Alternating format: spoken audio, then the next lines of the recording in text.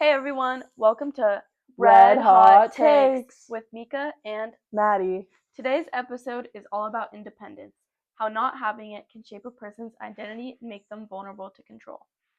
And today we're diving into this topic through the novel Purple Hibiscus by Chimamanda Ngozi Adichie.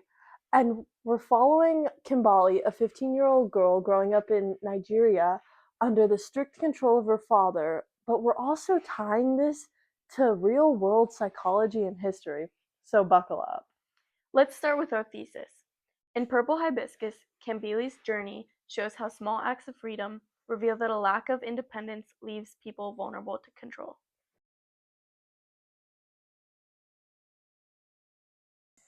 Kimbali's father controls every part of her life. What she wears, what she eats, how she speaks, and even when she's allowed to smile.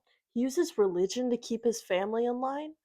And while he's praised in the community, at home, he's terrifying.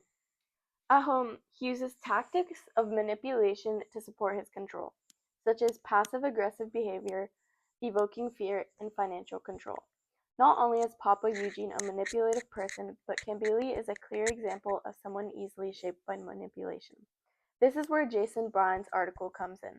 He explains how trauma makes people easier to manipulate. People who grow up without autonomy, who are constantly told what to do, lose the ability to trust their own instincts. Exactly. Kimbali's so used to obeying that she can't even form her own opinions. When she meets her cousin Omaka, she can barely speak. Her trauma literally silences her. But then, something shifts. When Kambili visits her Auntie Ifeoma's home, things are different.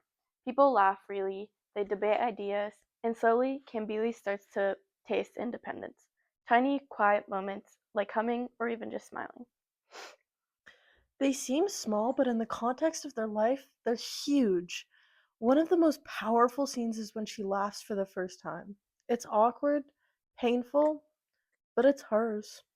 There's a quote from the book where she says, "The sound came out, high-pitched in surprise, and felt like a balloon swelling inside me." It's not just laughter, it's a moment of emotional freedom.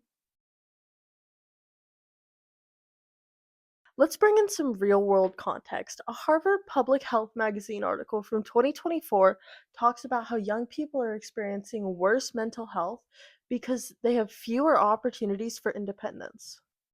It says that kids who don't get to make their own choices or solve problems on their own are more likely to struggle with anxiety or depression later in life. Which is exactly what we see in Kimbali. Her lack of independence doesn't just limit her, it damages her.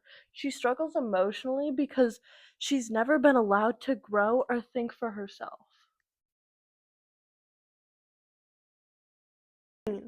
Another article we looked at, The Complexity of People Pleasing from Psychology Today, explains how people who are constantly controlled become people pleasers. They learn to say what others want to hear. That's Kimbali. She mimics her father's beliefs even when they go against what she sees and feels. She doesn't question them because it's safer to stay silent. But silence has a cost. It keeps her from becoming her own person. The theme of control isn't just personal, it's political too. In the Nigerian struggle for independence, Prince Vincent Anine talks about how colonialism shaped the country's identity. For years, outside powers controlled what Nigeria could or couldn't do. There's a parallel here. Just like Kambali is told who to be, Nigeria was told how to be by colonizers. And in both cases, true independence takes time, pain, and resistance. Adichie isn't just writing about one family, she's writing about a country, learning how to speak for itself again. So, what does this all mean? Whether it's a country or a teenage girl, independence isn't just about freedom, it's about identity, healing, and power. And as Purple Hibiscus shows us, even a single laugh or a whispered song can be the first step towards breaking free.